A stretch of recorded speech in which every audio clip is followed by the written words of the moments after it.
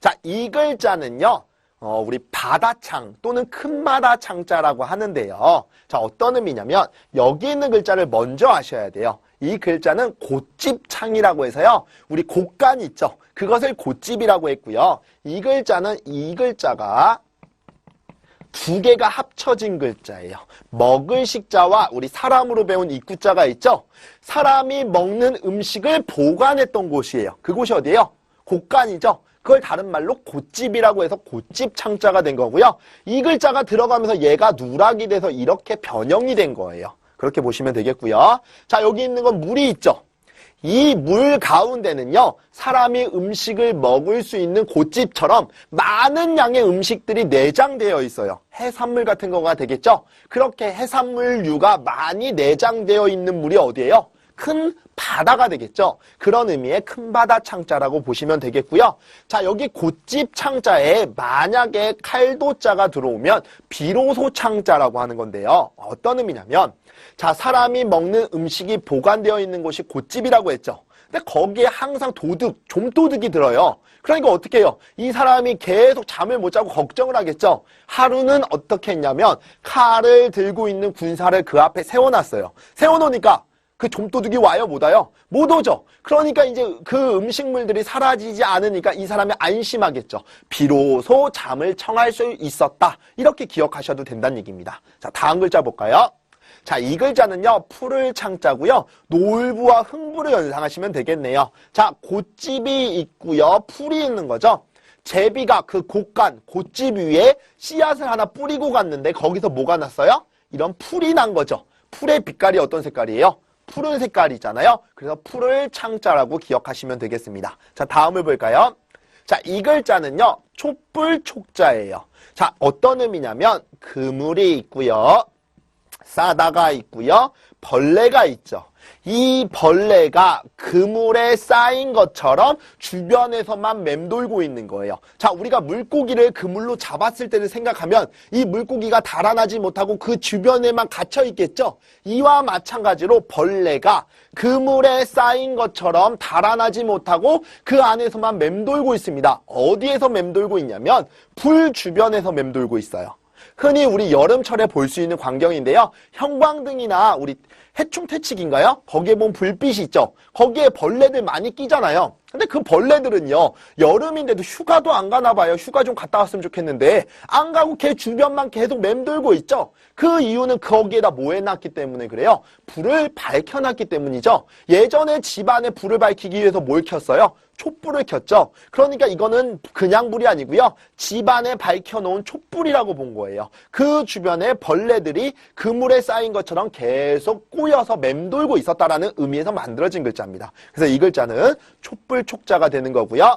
자, 이 글자는요, 닿을 촉자예요. 아까 우리 부딪힐 충자 하나 배웠었죠? 충돌, 꽝 하는 거고요. 얘는 닿을 촉자예요.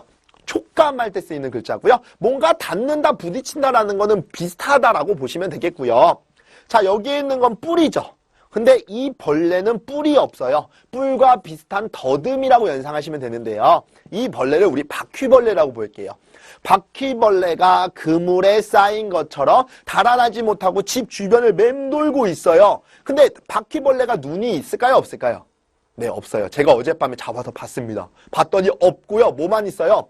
더듬이만 있어요. 그 더듬이를 뿔이라고 본 거겠죠. 이 바퀴벌레가 그물에 쌓인 것처럼 달아나지 못하고 방 주변을 맴돌아요. 근데 얘가 달아나기 위해서, 출구를 찾기 위해서 어떻게 해요?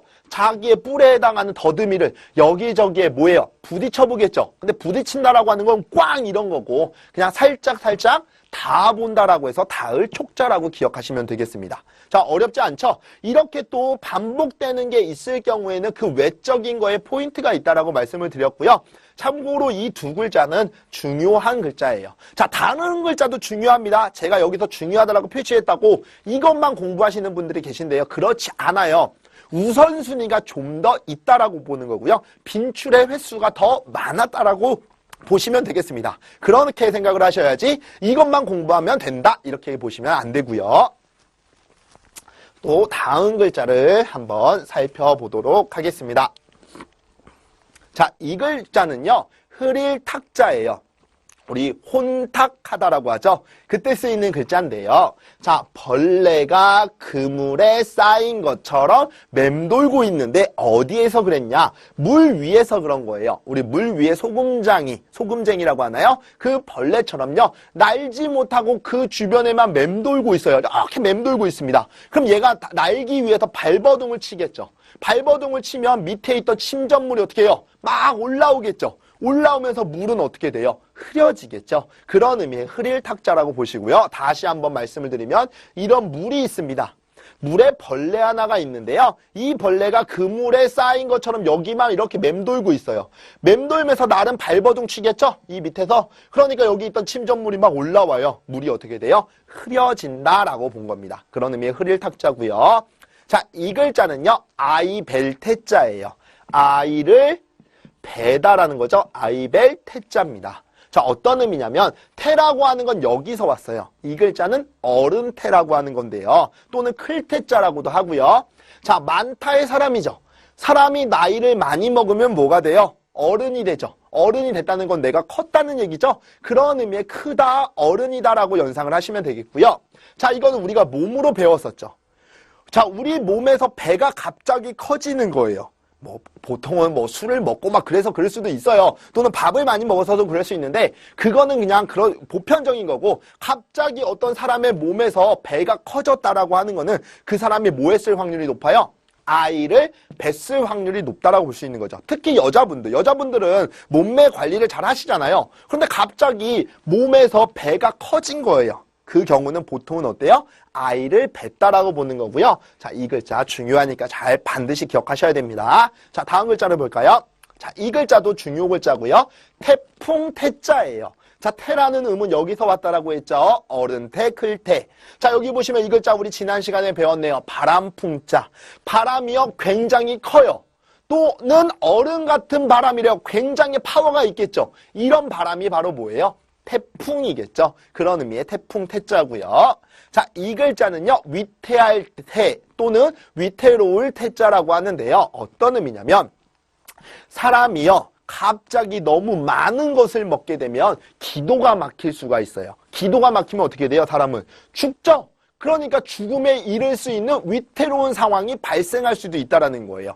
또는 사람이 너무 입에다가 큰 것을 집어넣으면, 너무 큰 것을 집어넣으면 어떻게 돼요? 막히죠. 그때는 죽을 수도 있는 거예요. 그때는 위태로운 상황을 맞이했다라고 해서 위태할 태 또는 위태로울 태자라고 하는 겁니다. 이렇게 해서 여러분들이 지금 배우는 내용들을 잘 숙지하셔야 되겠고요. 이 글자 또한 중요한 글자입니다. 자, 이 태자가 들어간 거 다 똑같죠? 그럼 외적인 거에 포인트가 있다라고 했죠? 우리 몸에서 배가 나오면 아이를 뵌 거고요.